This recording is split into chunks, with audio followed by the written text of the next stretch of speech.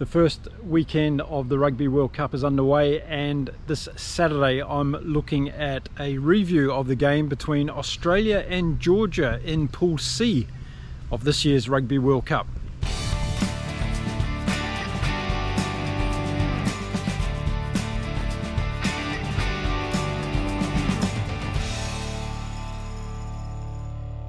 Hello and welcome to Inside Rugby. If you haven't been here before, my name's Mark. I'm a Kiwi rugby fan who lives in beautiful Cancun in Mexico, and I'm bringing you coverage of rugby games from across the world, and we're right now in the Rugby World Cup, so it's exciting times.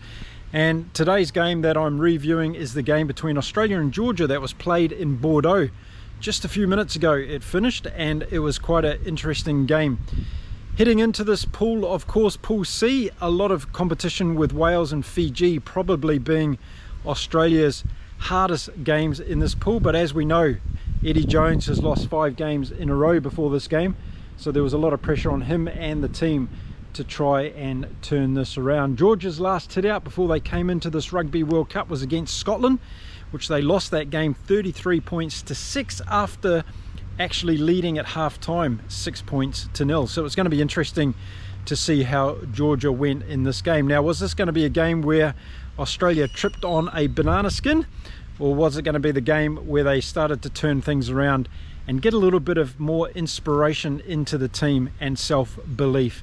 Well, Luke Pearce was the referee for this game, and it was played in Bordeaux in a staggering 35 degrees Celsius. We've had a couple of really hot days in France for the beginning of this year's Rugby World Cup, and as a result of that, the referees and administrators have decided to have water breaks every 20 minutes in these games.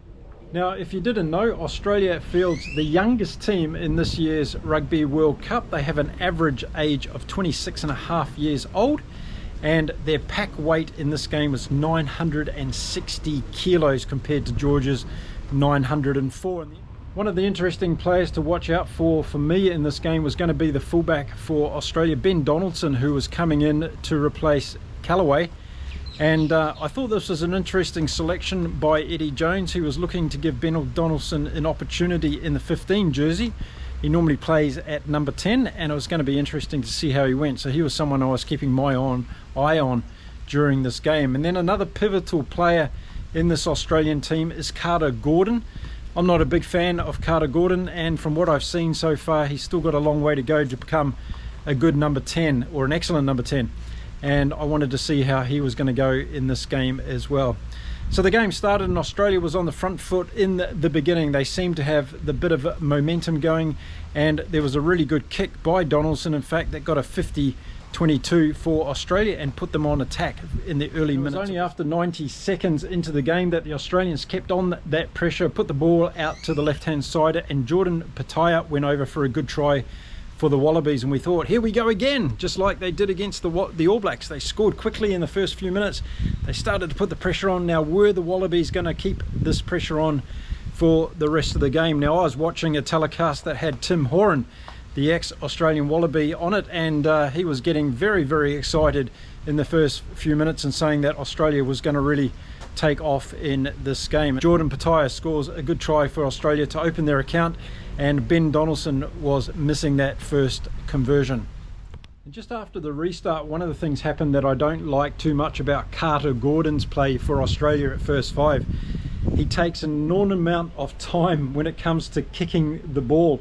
And on this particular occasion, just after the kickoff, Georgia charged his kick down and were on attack. They got a disruption in the maul and a discipline issue for Australia. Georgia ended up getting a penalty kick, and they slotted that over, Matkava getting the penalty over. So Georgia were right back into this game at 5 points to 3. And again, it was something I kept my eye on and watching Carter Gordon throughout the game.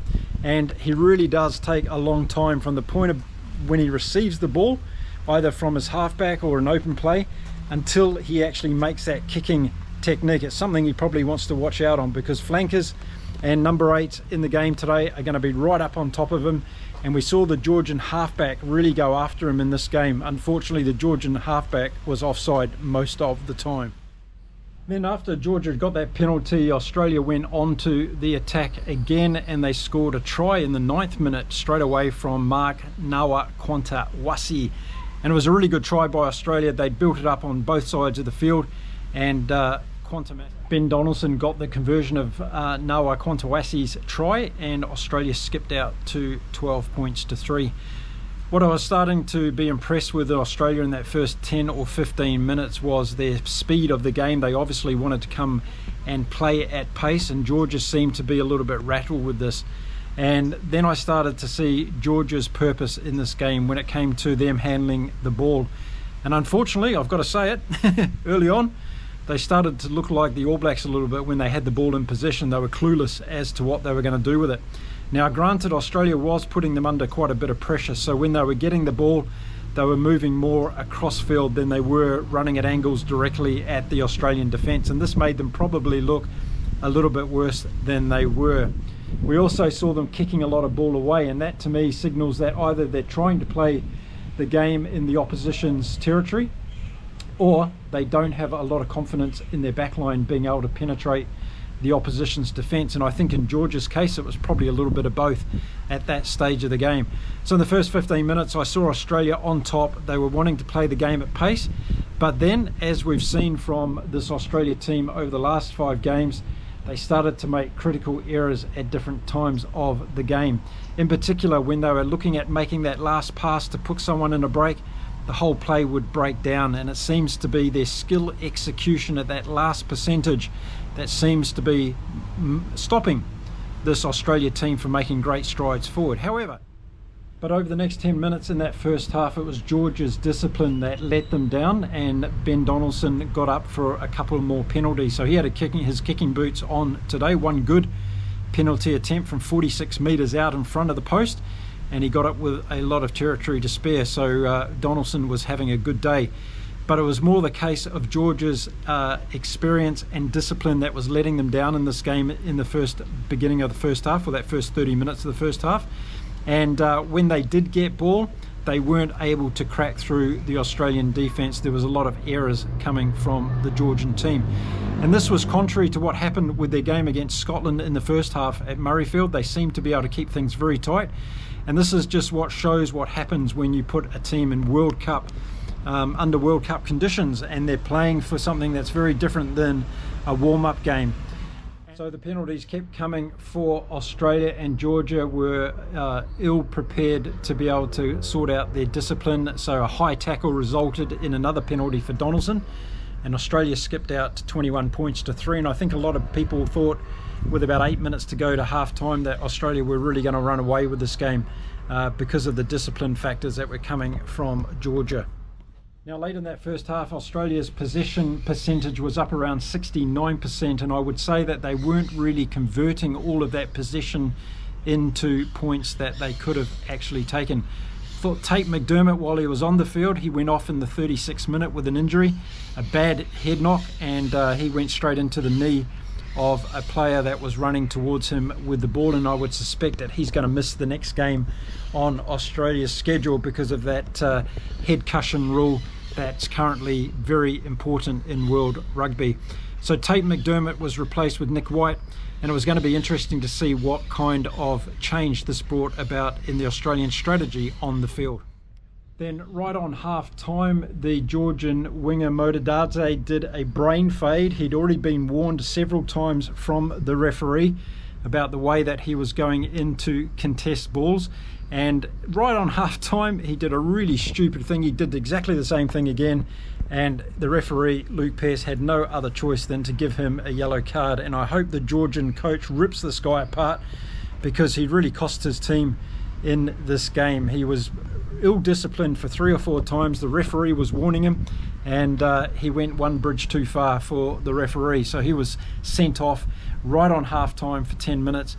And it was at a time where I thought Australia did have the ascendancy in the game, but Georgia weren't out of it. And I think going down to 14 men, I think the Australians would have gone into the shed quite pumped with that.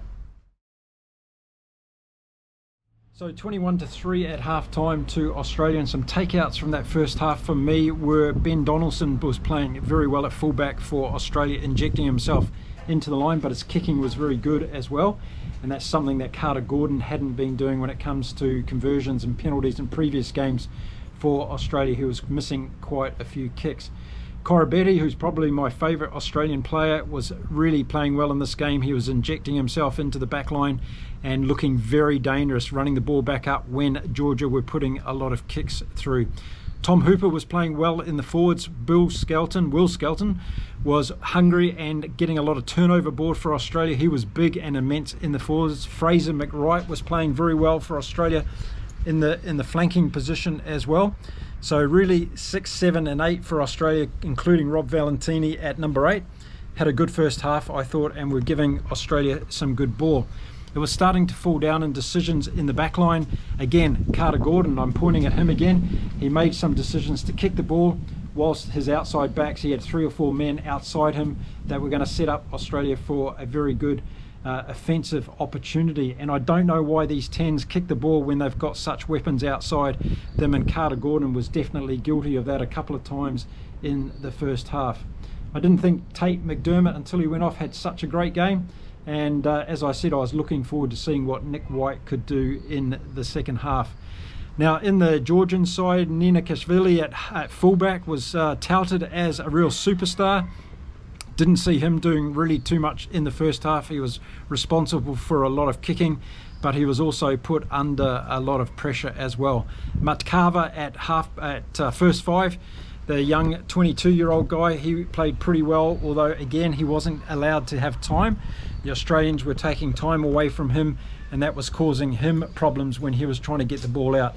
And Lobodadze, the halfback for Georgia, I think had a shocking first half. He was getting caught, penalised all the time from the referee. He was warned that he was offside a lot of the time, and some of his box kicking had a lot left to be desired as well, so I wasn't very impressed with him at halfback, and it showed when they replaced him in the second half that Georgia got a lot better at that particular position. So the second half got underway. Australia ahead 21-3, and it was Georgia that took the ascendancy into the second half, even though they had 14 men on the field. And again, Carter Gordon had an opportunity outside him with 3 men, and he decided to kick the ball and wasted another attacking opportunity. And again, I say I'm not a huge Carter Gordon fan yet, and the jury's really out on whether he's going to be able to make it in this number 10 jersey. The problem Australia has is they don't appear to have much depth in that. So after all that possession was going Georgia's way at the beginning of the second half, they ended up scoring a try from a really good couple of phases of play where the forwards were bustling in towards the Australian line, and they crashed over for a good try. Unfortunately, Matt Carver, their first 5, was unable to convert that try, so the score was 21 points to 8 at that stage. And I really felt that the Georgian team had got some momentum going with that try, and they looked dangerous as they were attacking the Australian backline. Eventually it looked like they were going to score another try. Then what happens usually to these non-experienced side at this level, just when they've scored a try, the opposition hit back, and that's exactly what Australia did. But it was unfortunate because Georgia were attacking again.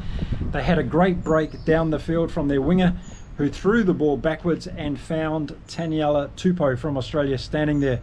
He turned around, the ball went out wide, and Ben Donaldson went in for his first try of this game. So against the run of play, Australia scored that try, and I think it really shifted the momentum in this game, unfortunately, for Georgia, because Australia, whilst already out to a healthy lead, Georgia scoring their try, getting some momentum back in the first 10 minutes of this game. And don't forget, they were down to 14 men at that stage. I thought they might have had a glimmer of hope to get back into it, but that wasn't the case. Donaldson went over for the try, and Australia extended their lead. Donaldson converted his own try, so Australia went out to 28 points to 8 at that stage. About Nick White, and I was interested to see how he would go at halfback when he replaced Tate McDermott. Well, as the second half went on, I got less and less impressed with Nick White. He was kicking way too much, and when you've got dangerous backs outside you like Jordan Pattaya and Marika Koniembeti and Mark Nawaqanitawase and Ben Donaldson playing very well, why would you be kicking the ball away all the time? And Nick White was doing these silly box kicks which weren't getting too much territory. And there was a couple of occasions that he even turned around after he did some of these kicks and shook his head, knowing perfectly well that he was doing the wrong thing. So that's something that Australia really needs to clean up. The days are gone where this repetitive box kicking is going to score points for your team. You've got to keep ball in hand, and with a weaponry like Australia has, I believe in their backline, they need to use it more. And I hope Nick White is another one that Eddie Jones gives a hard time to after this game, because I just didn't agree with the way that he was playing in that early part of the second half. Then Australia made some changes off the bench, and Fezler came on, and the lineouts went to rubbish for Australia. They gave away 3 lineouts in a row, and it was appalling really, because they were trying to get Georgia on the back foot, and all of a sudden they allowed Georgia to get back into the game because they were giving them more or less some free ball. So that was something that Australia needs to look at as proof. And some of the things that I'm saying about Australia came in the 68th minute, where they did decide to throw the ball out wide. A cutout pass found Ben Donaldson, and he was in for his second try of the game. And probably at this stage, no question in my mind that Ben Donaldson was going to get the Man of the Match award from my channel, if that's a thing, because I think he had a really good game for Australia today. So a good try from Donaldson. Australia went out to 30 points to 8, and with about 12 minutes or so to go in the game, it looked like Australia was going to run away and close this one out. But the last 10 minutes of this game belonged to Georgia, and it was thanks to Mark Kwantawasi, who did a try-saving tackle on the Georgian winger as they headed towards the line for a try. That could have changed the complexity of the game a little bit as well, and we saw some very emotional Georgian coaches sitting up in their box when Noah Kwantawasi hit the ball out of their winger's hand and stopped them from scoring that try. But nevertheless, a couple of minutes later, they did get over for a try, and Georgia put the last points on in this particular game. And it was Gigashvili that scored that last try, and it was a really good phase of play from Georgia. Again, they went deep into the Australian 22. Their forwards put on some good rolling mauls, and they went over for that particular try. That 7-pointer at the end of the game brought Georgia back to 35 points to 15 for the final score. Now, if we remember back to a couple of weeks ago, Georgia were beaten by Scotland by 33 points to 6. So some could say, well, they've scored more points against Australia, so they've improved. And as I say, you know, if you look at the Georgian team and their lack of experience against world-class rugby teams, and I'm not saying that Australia is one of the best in the world yet, but they are definitely stronger competition to what Georgia is used to playing, then Georgia and Georgian rugby is going to be able to make headway in world rugby if they get the opportunity to play more tough games against the tougher nations. So overall, an improved performance by Australia. I wouldn't be singing them from the rafters just yet.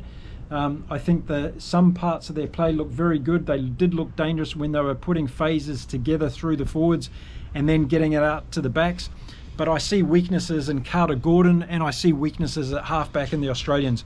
And this is fairly important, because this is the pivotal part of your platform to get your backs away. And when you've got the likes of Pataya, Korian Betty, and Vinivalu, who came on at the end and looked dangerous in the last few minutes that he was playing, and now with Ben Donaldson showing the form that he's got at fullback, you want to be using and utilising this power that you've got out wide. So I think Carter Gordon and Tate McDermott and Nick White, they all need to sit down and they need to work out how they can be more effective at distribution, and when they are going to kick, they've got to kick more strategically. Towards the end of the game, I'll give Carter Gordon some dues. He put in some big bombs that got Australia out of trouble, 50 or 55 metre kicks down field that did find touch, but there was too many other kicks during the game that I thought were rather pointless and didn't really set Australia up in an attacking sense for this particular game. Some of these Georgian players, and I think as far as Lobshnatse, the halfback, didn't have a good game.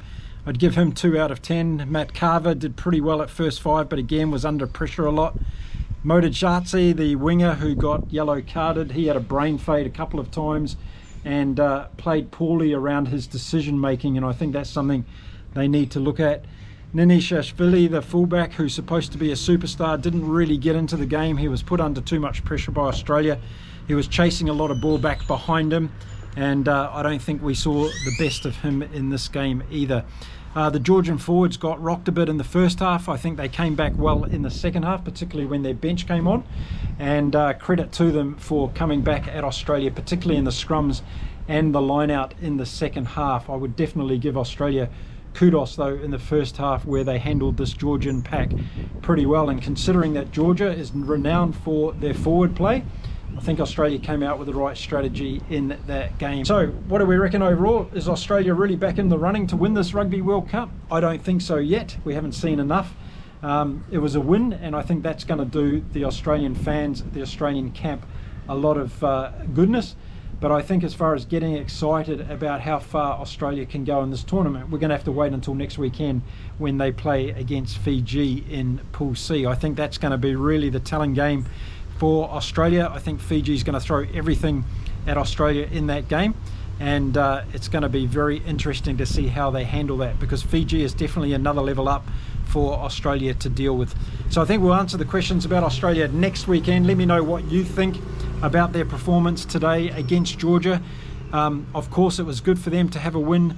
Ben Donaldson played well. There was a few other players that I think played pretty well for Australia, but I wouldn't yet be getting too excited about how far they can go in this particular tournament. Wrapping up Georgia's performance, my honest truth about them at the moment is they're probably not where I thought they were going to be in this tournament. I thought they could be a real disruptors in some way in this tournament, and I don't think they're quite there yet. So give them another 4 years of development, and I think Georgia will come back even stronger next time around. But this hit out at this year's Rugby World Cup is going to be really, really good for this Georgian team. They're going to get some tough games, and that's exactly what they need to give their players some experience, but also their coaching staff. And I think their coaching staff building up to these kinds of tournaments and then going through the tournament, having this kind of experience, it's going to do a lot for Georgia rugby, and it's going to inspire a lot of young kids to come through and play the game in the country as well. So there we go. That's my wrap for Australia versus Georgia in the first round of Pool C for these two teams in this year's Rugby World Cup. Let me know what you thought of this game in the comments below. Be interested to read your findings, both from Australia, Georgia, and also from the neutral fans that are watching my channel. Now I'm going to continue watching all these Rugby World Cup games, making videos on a lot of them, so stick here at Inside Rugby with me. If you want to see some neutral, unbiased reporting, this is the channel you're going to get it on. So hit that subscribe button and follow me throughout this tournament. Okay, time to go off. There's another game about to start. I'll see you all again very soon in the next video. Until then, stay safe, stay well, and keep enjoying this amazing Rugby World Cup from France. Bye for now.